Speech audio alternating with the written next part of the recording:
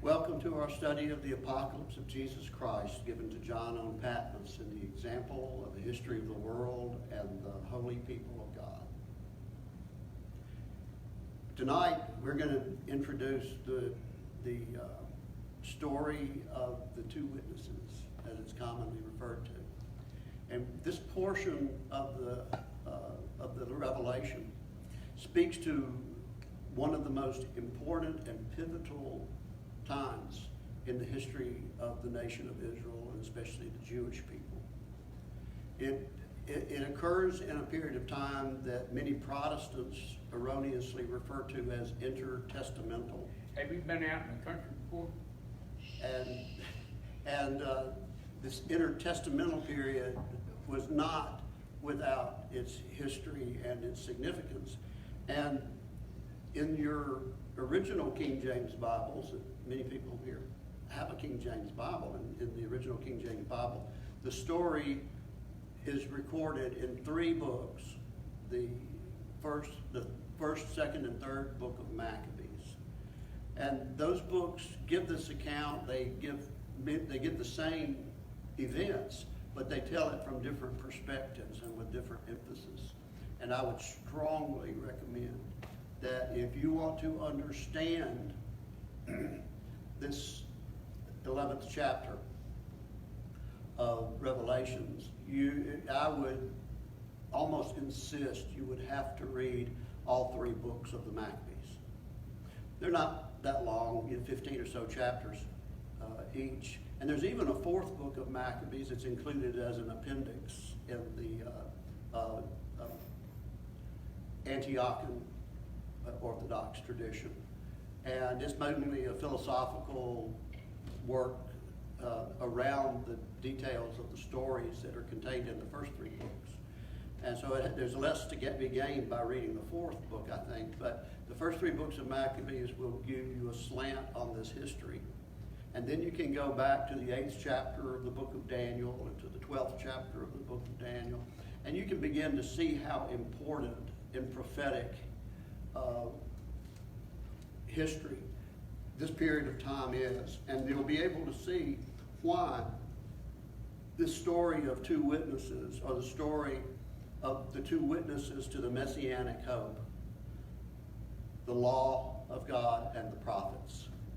And it'll be stated almost explicitly between those three books.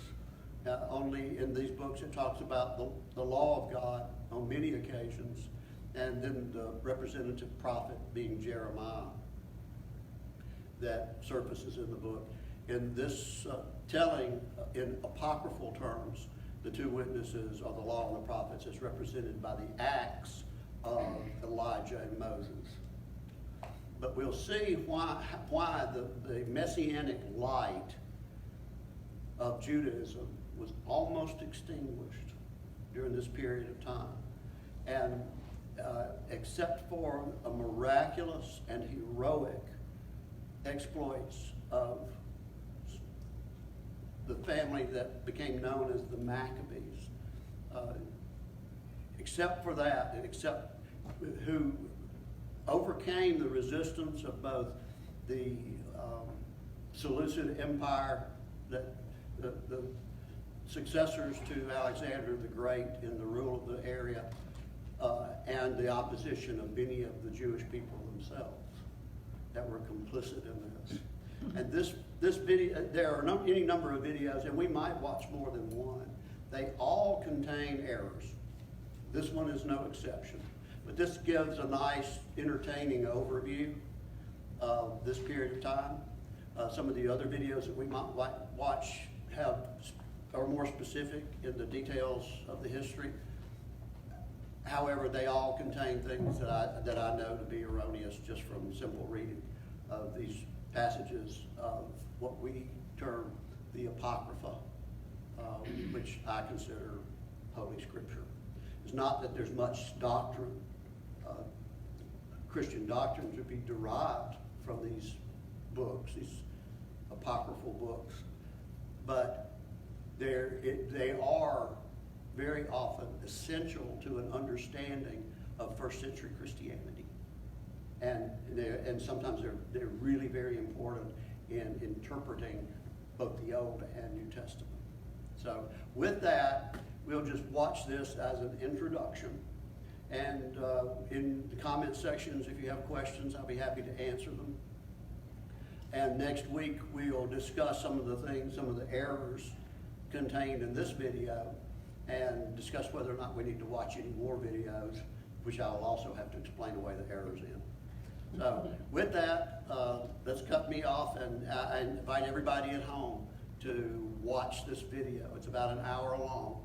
It won't be a waste of your time, but it's not a complete set of information for the things that we're going to study. It's just meant to be an introduction.